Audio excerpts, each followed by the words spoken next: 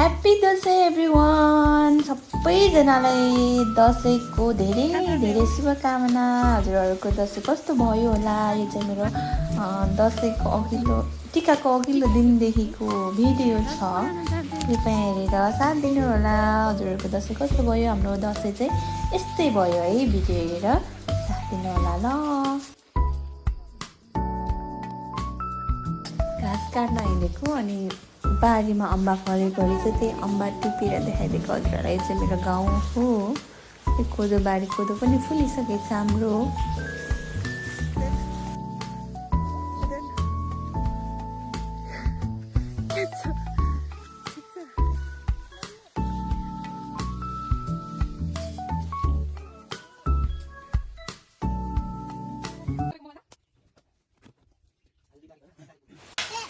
Hello साथीहरू, हाम्रो चाहिँ टिका सुरु भयो। चाहिँ मेरो जेठाजुदा अनि मेरो बुढा हुनुहुन्छ।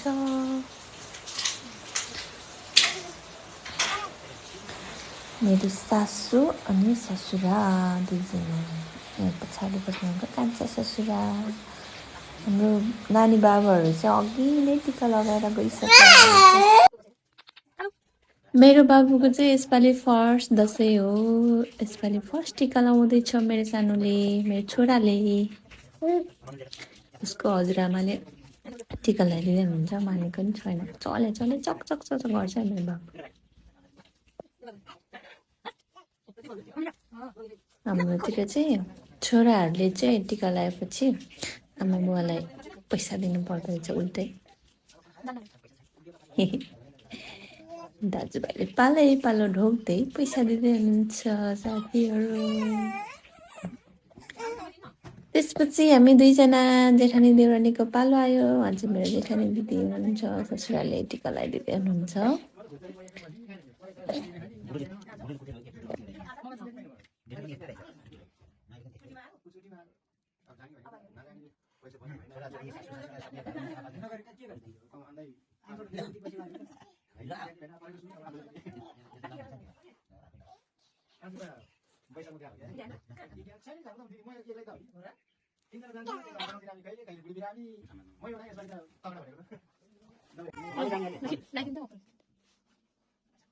त्यसपछि सासूको पालो। हामी दुईजनालाई टिका लगाइदिने। सासूले टिका लगाइदिँदै हुनुहुन्छ हामी दुवैजनालाई। यसपालि हाम्रो कान्छा देवर मात्रै घरमा हुनुहुन्थेन। कान्छा देवरलाई चाहिँ धेरै सम्झेका छौँ हामी सबैजनाले। हाम्रो कान्छाको चाहिँ छुट्टी मिलेन, त्यही भएर आउनु भएन भाइ।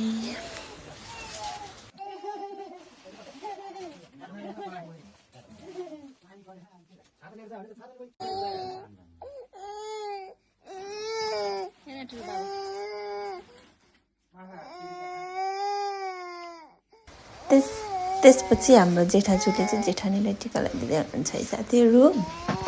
भिडियो अन्तिमसम्म हेरिदिनु होला ल, झ्याउन नमानिकन सबैजनाले हाम्रो दसैँको भिडियो।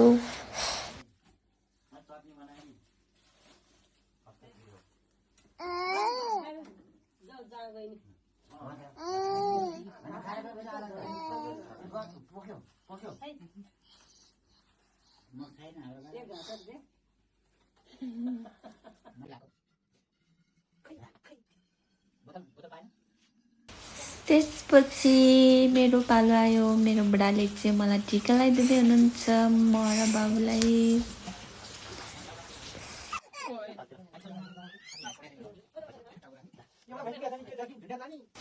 बाबु नमानेर कहिले बाबासँग जाने, कहिले मसँग आउनु गर्दैछ। चक चक चक चक चक गर्छ क्या मेरो बाबु। अहिले एकदम चकचके छ।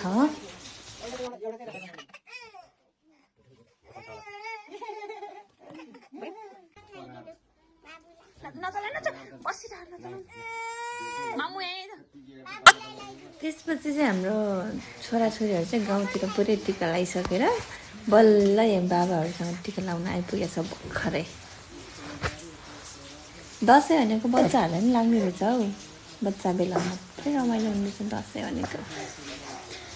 छोराछोरी चाहिँ जेठानीको, जेठाजु जेठानीको, अनि मेरो छोरी बिचमा बसेको चाहिँ मेरो छोरी साथीहरू।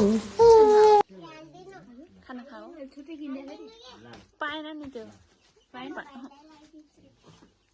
टुल्ली कहाँ आउनु भएको हाम्रो जेठी आमाजू बल्ल बल्ल माइत आउँदै हुनुहुन्छ है कोसेली बोकेर हाम्रोतिर यसरी कोसेली बोकेर आउँछन् माइतमा मेरो दसैँ हामी चाहिँ गाउँतिर टिका लाउन हिँड्यो नानी बाबु पनि निधायो होइन साथीहरू यसरी बोकेर हिँड्दैछ बच्चाको आमा भएपछि यस्तो गाह्रो हुन्छ नि के गर्नु टिका लाउन हिँड्नै पर्यो पछाडि भएको चाहिँ मेरो कान्छा ससुराको बुहारी मेरो देउरानी बहिनी अन्त माथिल्लो घरको बाजेको घर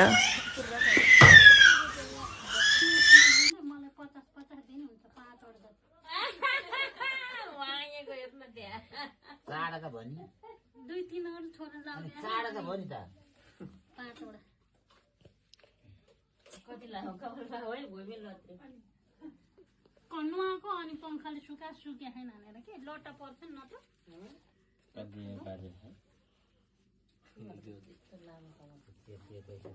त्यो कसलाई दिनु पर्छ त्यो मलाई दिए त मलाई चलाउँछ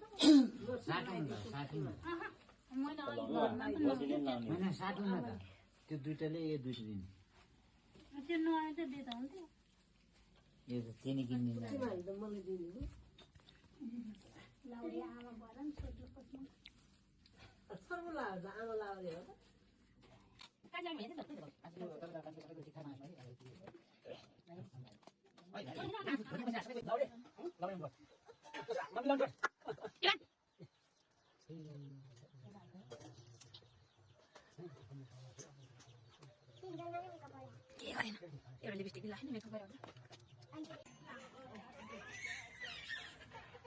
हामीहरू चाहिँ पुरा टिका थाप्नलाई पुरा हाम्रो दाजुभाइहरूको घरतिर छाड्दैछौँ है साथीहरू अहिले चाहिँ हामी माथिको फुपूको घर जाँदैछौँ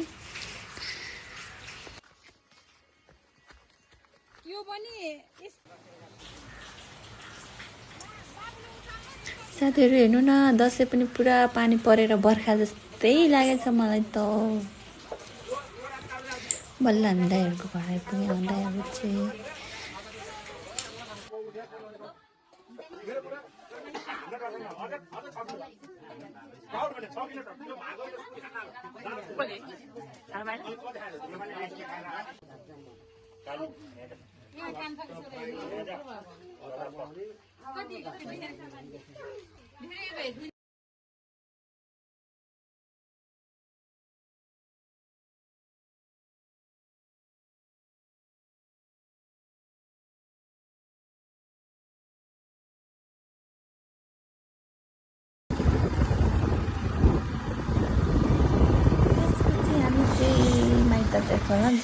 टिका लाउनलाई साथीहरू मेरो बोजूले हामी सबैलाई टिका लगाइदिनु भयो हजुरहरूलाई मेरो भिडियो कस्तो लाग्यो अन्तिमसम्म हेरिदिनु भएकोमा धेरै धेरै धन्यवाद साथीहरू बुढासँग चाहिँ फोटो खिच्नै पाइनँ के साथीहरू किनभने बुढा यताउति हिँडिरहनु भएको थियो त्यही भएर thank you so much everyone